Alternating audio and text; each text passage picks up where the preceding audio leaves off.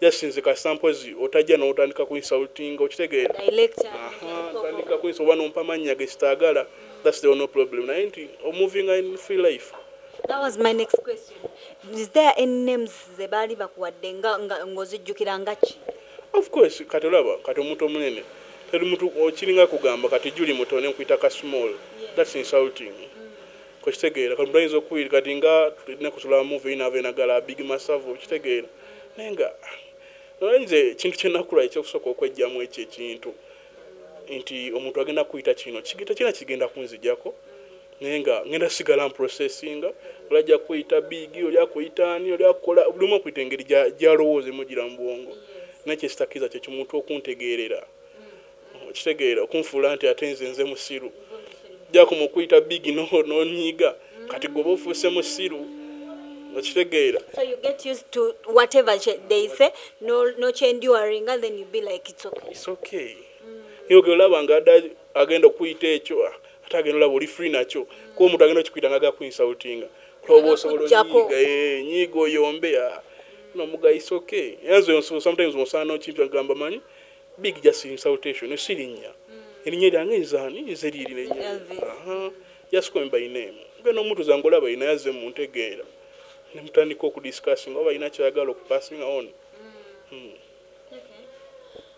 Kati gwe ng'omuntu right now abantu soko babuliremu emirimu gy'okola to earn a living ogambye obeera mu computer biki now abantu omuntu ali yandigambye nti bw'oba otudde butuuza because emirimu gya computer gya kutuulaawo tejinza okwongerako kino kyetulya deno size oba bw'omala okubeera ku mulimu gw'oliko ogenda mu some exercises.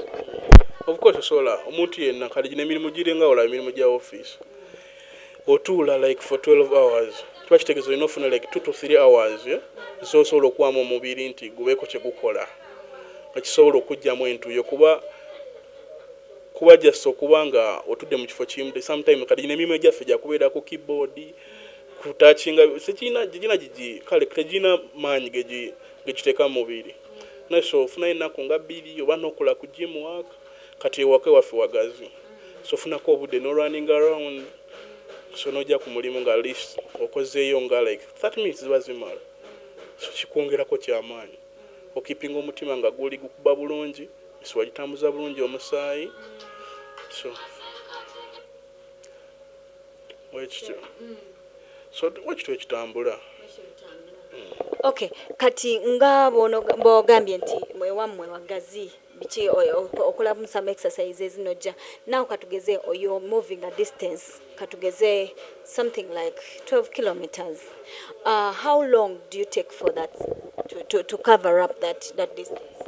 To cover up that distance kisi kasobola kugamba nti kiyinza okulwa eddakiika 3 kuba I can't move straight nti nve one for the 12 kilometers akitegeeza reach sometime mpumulemoko I move on. Otambula then no mulamu you sit you start. Yeah, kuba olaba nze nali nkyali mu high school navaako ebulengaawo paka waka ebulenga ebulengaawo paka waka kubigere ngongo you're like this. I'm like this. Just go to manya nti mu high school ebijolere gwali we good.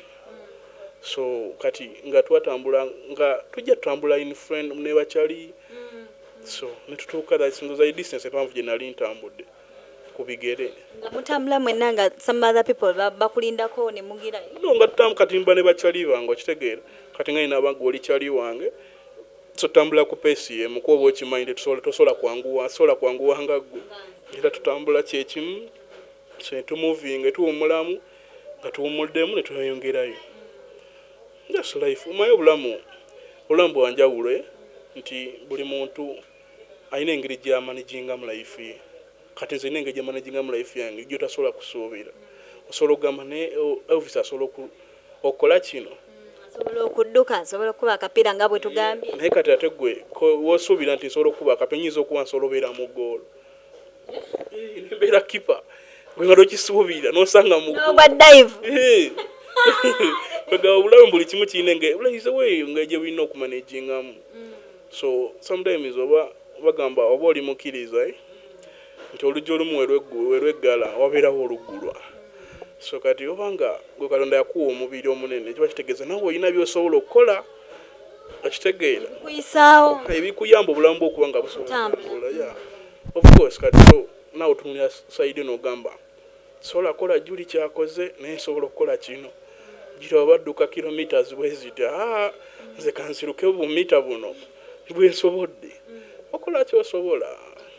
So gwe ekintu ekyokugamba nti n'olina omubiri gwajja bitya it's not a disability you it's a normal life. Disability manyi kye bayita disability kwe kubeerawo nga you can't do something normal okitegeera.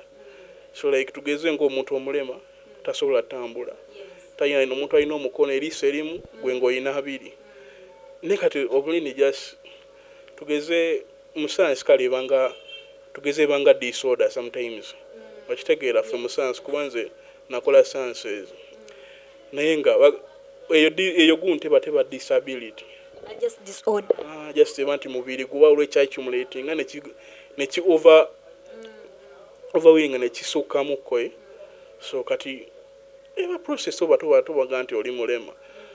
So sometimes nali muto amanyi ngamba nga Elvis omanyi toli mulema biki kati ngalaba nti sometimes ngera nnyo ko nga sirimba kyali bange kayina embeera munze kae nga toli mulema wakite kati nange kyankulyamu nga aye nga kituufu nti okuba omuntu obeera mulema ani atokera nkumakya n'ogamba nti osobola okukola Juli kyakoze but in a different way okitegeera wasobole musobola kukola kyekimu wabeerawo Juli yeewakiro nga tugambe is 35 ng'oli something like 100 musobola kukola kyekimu okitegeera. So obulamu bwe butyo butambula. Have you ever faced any rejections from like especially like at school nga mu high school eyo mti oyo tatujjamu tatufana oshigera sana kati banze mu high school kati nganze nange nalinga nemanyi nti really make nze wo okufuka kyali wange savanga buvine ngamba alujja kuba kyali wange nalinga muntu nga to make friends kyabanga kyabanga kizibu ansonga nasoka nga nembeeraawo netunulira ndabanga oyina emuki oba oli mwogezi nnyo otojja bakyali wange mwogezi tobaga ngani kyali kisinzira oyogera ki emanyi high school wabeerangawo ekiboozi mwakubanga n'ebitabazimba. So rejection nze self nanko rejection kuva mbakyali era nze almost nze netwala nnyo kube netwalinga tukula manyiti ndi muntu nnyo w'abantu I share with people njogera nnyo n'abantu kusinzira mu category mojidde owoze sinika mannyo tugasinika owoze kwogera sense talk sense naye nga no sense mamba siriyo. Togere ku relationship life ya Elvis, is there anyone? What's I got togere ku relationship? You know, is there anyone like you're normal like anyone person is there anyone Elvis is saying or someone saying like, yeah, of course waberawo mu life olwo bitasobola kwewala ng'oli muvubuka jukira when nature calls you must respond okitegeera. So kati oyinalira waberawo some people waberawo omuntu gwe